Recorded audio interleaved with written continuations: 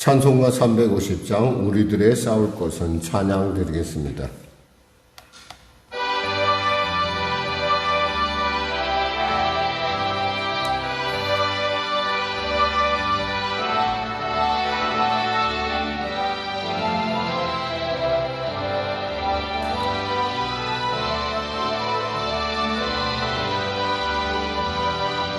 우리들의 싸울 것은 열지 아니요, 우리들의 싸울 것은 육체 아니요, 마귀 권세 힘써 싸워 깨쳐버리고 죽을 영혼 살릴 것일세.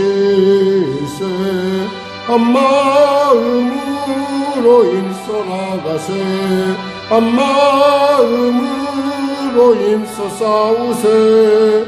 악한 마귀 군사들과 힘써 싸워서 승용고를 올리기까지 우리들의 입은 가옷세가 아니요, 우리들의 가진 검은 강철 아니요, 하나님께 받아가진 평화의 복음 거룩하신 말씀이로다. 한 마음으로 힘써 나가세, 한 마음으로 힘써 싸우세. 악한 마귀 군사들과 힘써 싸워서 승전고를 올리기까지. 악한 마귀 죄 아무리 강할지라도 우리들의 대장 예수 앞서가시니 주저 말고 용감하게 힘써 싸우세. 최후 승리 얻을 때까지 한 마음으로 힘써 나가세, 한 마음으로 힘써 싸우세. 악한 마귀 군사들과 힘써 싸워서 승전고를 올리기까지. 죄악 중에 빠질 사람 죄를 뉘우쳐 십자가에 달린 예수 믿기만 하면 위태한 데 빠진 영혼 구원 얻어서 천국 백성 될 것임일세. 한 마음으로 힘써 나가세, 한 마음으로 힘써 싸우세. 악한 마귀 군사들과 힘써 싸워서 승전고를 올리기까지. 하나님 감사합니다. 오늘도 귀한 아침을 주시고 이 아침 가운데 나왔습니다. 은혜를 도하시고 치료하시고 변화시켜 주시고 새롭게 하여 주시옵소서. 그리하여 하나님의 놀라운 정말 나와 동행하시고 나를 기뻐하시는 그 하나님의 온전한 그 뜻 가운데 우뚝 서게 하소서. 영혼이 잘됨같이 범사가 잘되며 강건한 삶을 살 수 있도록 은혜 베풀어 주시옵소서. 나라와 민족을 불쌍히 여기시고 복음통일 평화통일케 하여 주시고 특별히 성령의 교회를 사랑하셔서 주님 우리의 진로를 주장하시고 통치하시고 능히 이 교회가 참으로 이 과정을 통하여 하나님의 영광을 나타내는, 그리고 또 하나님께 쓰임받기를 소원한 자들로 채워지는 은혜의 역사 허락하여 주시옵소서. 북한의 악한 정권 회개하고 주 앞에 돌아오게 하여 주시고 특별히 대통령 못한 위정자를 예수 믿고 구원받아 주님이시는 지혜로 어려운 난국을 능히 타개할 수 있도록 도와주시옵소서. 아울러 전쟁이 속히 멈춰지게 하시옵소서. 전쟁을 일으킨 자들 가운데 회개의 영을 부어주시고 돌이킴의 은혜를 더하심을 통해서 아버지 참으로 이 전쟁이 얼마나 무익하고 얼마나 악한 것인지 깨달음으로 말미암아 그가 회개하고 참으로 온 세계 가운데 전쟁으로 말미암은 여러 가지 많은 어려움과 답답함들이 속히 해결되게 하여 주시옵소서. 성도들의 삶의 현장을 축복하시고 인도하시고 그들의 기도 가운데 하나님 응답하시사 그들의 기도보다 더 좋은, 더 복된, 더 권세 있는 놀라운 응답을 주님의 때 가운데 주님이 응답하신다는 사실을 믿고 인내하며 승리할 수 있도록 주여 도와주시옵소서. 오늘도 귀한 아침 주심을 감사하며 거룩하신 예수님의 이름으로 기도드립니다. 아멘. 하나님은 살아계십니다. 오늘 은혜 나누실 말씀은 말라기 2장입니다. 말라기 2장. 우리 하나님 말씀 같이 합독하겠습니다. 말라기 2장. 너희 제사장들아 이제 너희에게 이같이 명령하노라. 만군의 여호와가 이르노라. 너희가 만일 듣지 아니하며 마음에 두지 아니하여 내 이름을 영원롭게 하지 아니하면 내가 너희에게 저주를 내려 너희의 복을 저주하리라. 내가 이미 저주하였나니 이는 너희가 그것을 마음에 두지 아니하였음이라. 보라, 내가 너희의 자손을 꾸짖을 것이요 똥 곧 너희 절기의 희생의 똥을 너희 얼굴에 바를 것이라. 너희가 그것과 함께 제하여 버림을 당하리라. 만군의 여호와 이르노라. 내가 이 명령을 너희에게 내린 것은 레위와 세운 나의 언약이 항상 있게 하려 함인 줄을 너희가 알리라. 레위와 세운 나의 언약은 생명과 평강의 언약이라. 내가 이것을 그에게 준 것은 그로 경외하게 하려 함이라. 그가 나를 경외하고 내 이름을 두려워하였으며 그의 입에는 진리의 법이 있었고 그의 입술에는 불의함이 없었으며 그가 화평함과 정직함으로 나와 동행하며 많은 사람을 돌이켜 죄악에서 떠나게 하였느니라. 제사장의 입술은 지식을 지켜야 하겠고 사람들은 그의 입에서 율법을 구하게 되어야 할 것이니 제사장은 만군의 여호와의 사자가 됨이거늘 너희는 옳은 길에서 떠나 많은 사람을 율법에 거스르게 하는도다. 나 만군의 여호와가 이르노니 너희가 레위의 언약을 깨뜨렸느니라. 너희가 내 길을 지키지 아니하고 율법을 행할 때에 사람에게 치우치게 행하였으므로 나도 너희로 하여금 모든 백성 앞에서 멸시와 천대를 당하게 하였느니라 하시니라. 우리는 한 아버지를 가지지 아니하였느냐? 한 아버지께서 지으신 바가 아니냐? 어찌하여 우리 각 사람이 자기 형제에게 거짓을 행하여 우리 조상들의 언약을 욕되게 하느냐? 유다는 거짓을 행하였고 이스라엘과 예루살렘 중에서는 가증한 일을 행하였으며 유다는 여호와께서 사랑하시는 그 성교를 욕되게 하여 이방신의 딸과 결혼하였으니 이를 행하는 사람에게 속하는 자는 깨는 자나 응답하는 자는 물론이요 만군의 여호와께 제사를 드린 자도 여호와께서 야곱의 장막 가운데서 끊어버리시리라. 너희가 이런 일을 행하나니 곧 눈물과 울음과 탄식으로 여호와의 제단을 가리게 하는도다. 그러므로 여호와께서 다시는 너희의 봉헌물을 돌아보지도 아니하시며 그것을 너희 손에서 기꺼이 받지도 아니하시거늘 너희가 이르기를 어찌 됨이냐 하는도다. 이는 너와 내가 어려서 맞이한 아내 사이에 여호와께서 증인이 되시기 때문이라. 그는 내 짝이요 너와 서약한 아내로되 내가 그에게 거짓을 행하였도다. 그에게는 영이 충만하였으나 오직 하나를 만들지 아니하셨느냐?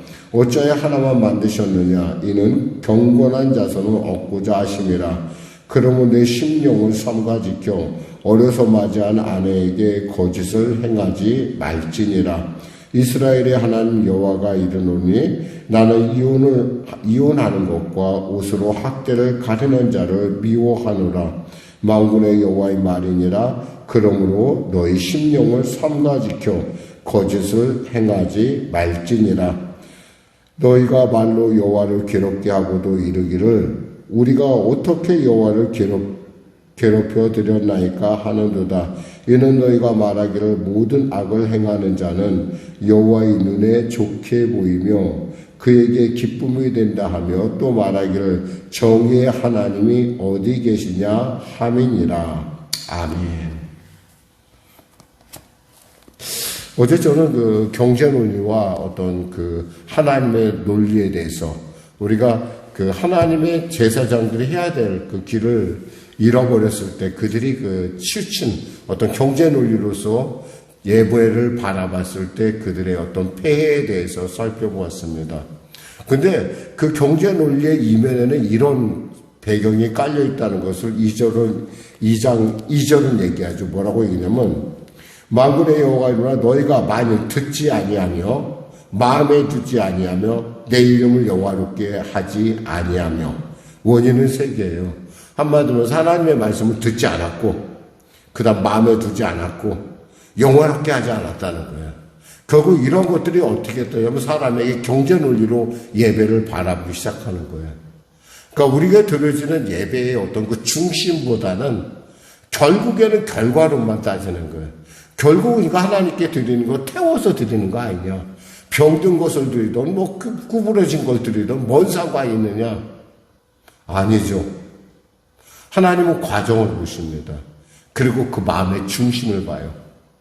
물론 성도들의 삶이 어려운 것도 사실이에요. 형편이 어려워서 보기에도 그것조차도 그러나 그 드리는 마음 하나님은 있잖아요. 우리가 흔히 말해서 하나님은 부족한 분이 아니에요. 하나님이 부족해서 우리에게 예물을 받는 것이 아니라 하나님은 풍성하신 분인데 그 풍성한 가운데 하나님이 그 풍성함 가운데 우리를 초대하는 거예요.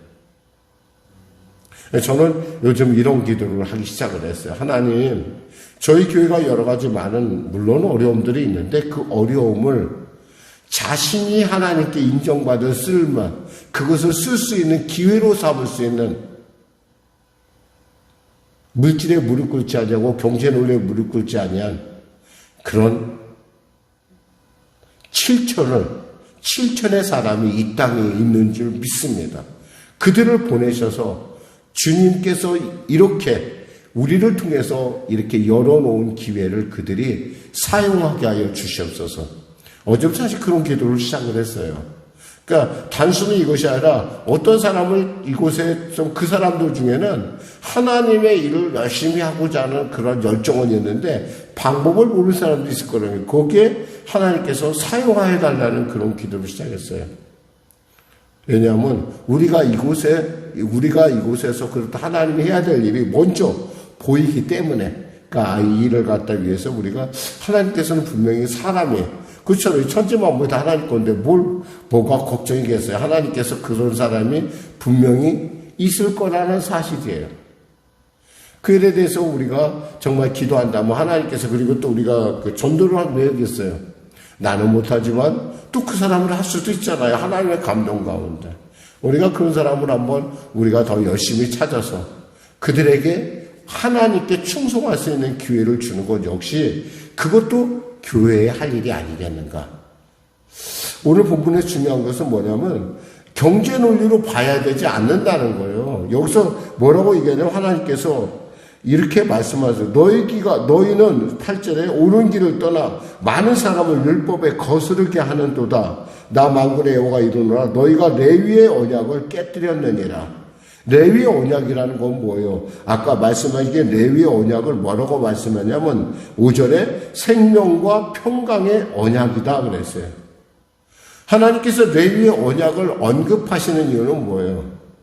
나는 레위의 언약을 지키길 원한다는 거예요. 너희들이 돌이켜서 내 말을 듣고 그리고 마음에 두고 그리고 나를 영화롭게 하기 위해서 너희들이 레위와 나하고 얻은 그 언약을 너희 제사장들이 누렸으면 좋겠다는 거예요. 이게 하나님의 속마음이에요, 사실은. 근데 그렇게 하지 않았다는 거예요. 왜? 성전을 건축한 지도 40년의 세월이 지났고 뭔가 변화가 있어야 되는데 변화가 보이지 않는다는 거예요. 변화가 보이지 않다 보니까 어떻게 돼요? 하나님이 우리를 버렸어. 하나님이 우리를 기억하지 않아. 근데 우리가 굳이 그래야 할 필요가 있을까? 라고 하는 마음속에서 경제 논리로 보기 시작하는 거예요. 예배를. 예배는 경제 논리가 아니라 하나님 앞에 신령과 진정으로 다가가야 될 우리가 복받을 논리라는 거예요. 그러니까 전혀 성격이 달라요. 근데 사람들이 안에서 하나님에 대한 마음, 하나님에 대한 어떤 의심이 들자 그것이 결국에는 자기뿐만 아니라 성도들이 바르게 예배 드리는 걸라고 하는 그들의 방법을, 그들의 어떤 그런 가르침을 줘야 되는데, 그거에 대해서 방관하다 보니까 어떻게 되냐면 이렇게 말해요. 주님께서 2절에 하반절에 보면 이렇게 되어 있습니다. 2절을 읽어보면 만군의 여호와가 이르노라 너희가 만일 듣지 아니하며 마음에 두지 아니하며 내 이름을 영화롭게 하지 아니하면 내가 너희에게 저주를 내려 너희의 복을 저주하리라. 내가 너희에게 즉 제사장에게 저주를 내리겠다는 거예요. 근데 그뿐만 아니라 우리가 축복하잖아. 그 축복조차도 저주로 바꾸겠다는 거예요. 굉장히 마음 아프고 속상한 일이에요. 판단은 누가 하시는 거예요? 하나님이 하시는 거예요.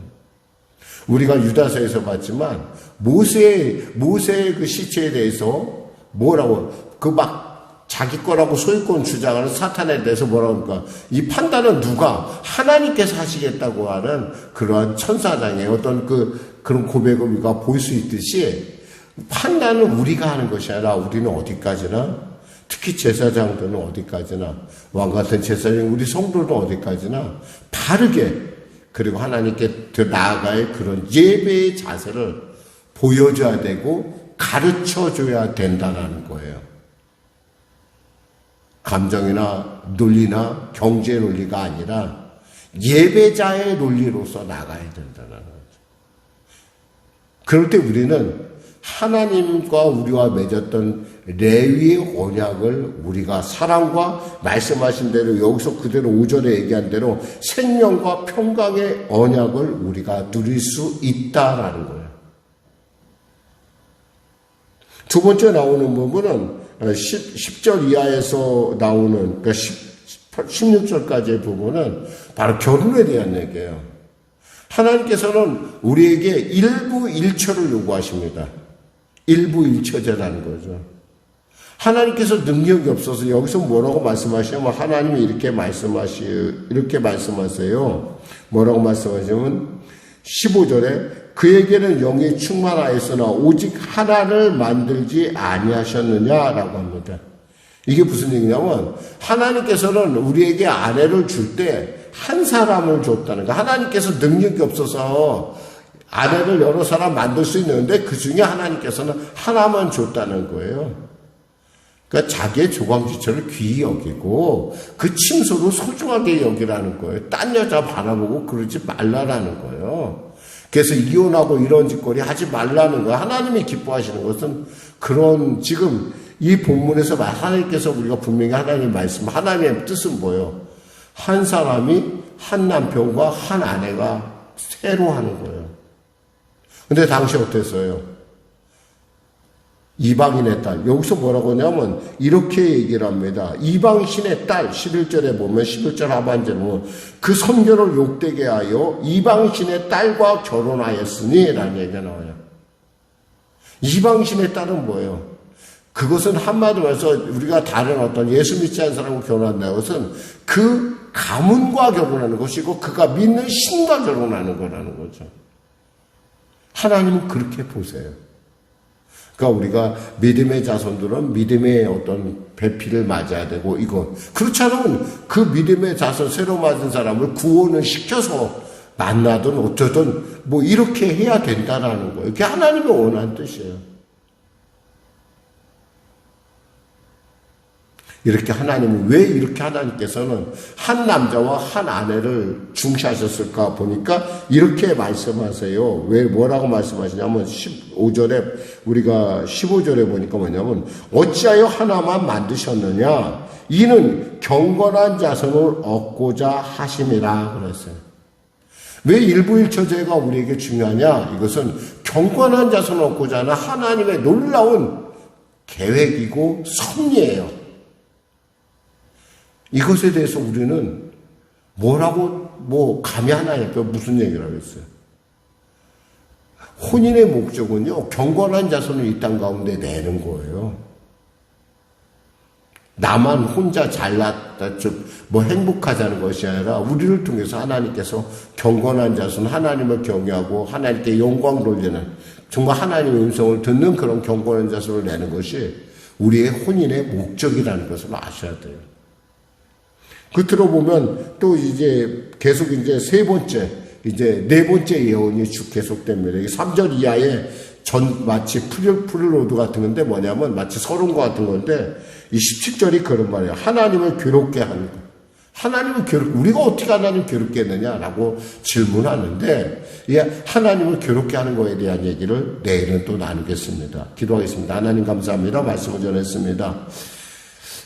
주님의 일꾼들이 정말 주의 말씀을 들었게 하여 주시고, 또 마음에 두게 하여 주시고, 그분의 이름을 영화롭게 하는 일에 그 예배의 핵심이 있음을 깨닫고, 레위와 맺었던 그 생명과 평화의 그 복을, 평강의 언약을 그들이 누리게 하여 주시옵소서. 회복하게 하여 주시옵소서. 우리 제사장들 회복하게 하여 주시옵소서. 예수님의 이름으로 기도드립니다. 아멘. 우리 말씀 생각하고 찬양하겠습니다. 찬송가 595장입니다.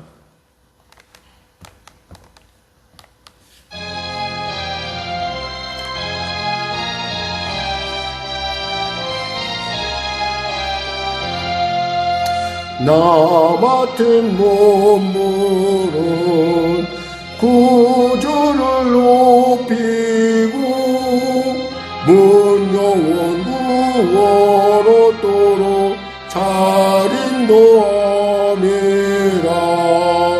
부르심 받들어 내 형제 섬기며 구주의 뜻을 따라서 내 청송다리 주 앞에 모든 일 찬양케 하시고 이후에 주님 배울 때 상 받게 하소서.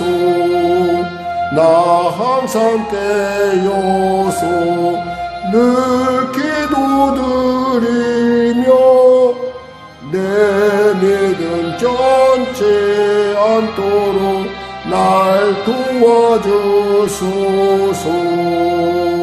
아멘.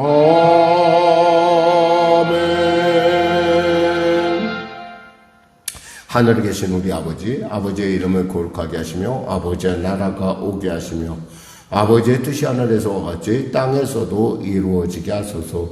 오늘 우리에게 일용할 양식을 주시고 우리가 우리에게 잘못한 사람을 용서하여 준 것 같이 우리 죄를 용서하여 주시고 우리를 시험에 빠지지 않게 하시고 악에서 구하소서. 나라와 권능과 영광이 영원히 아버지의 것입니다.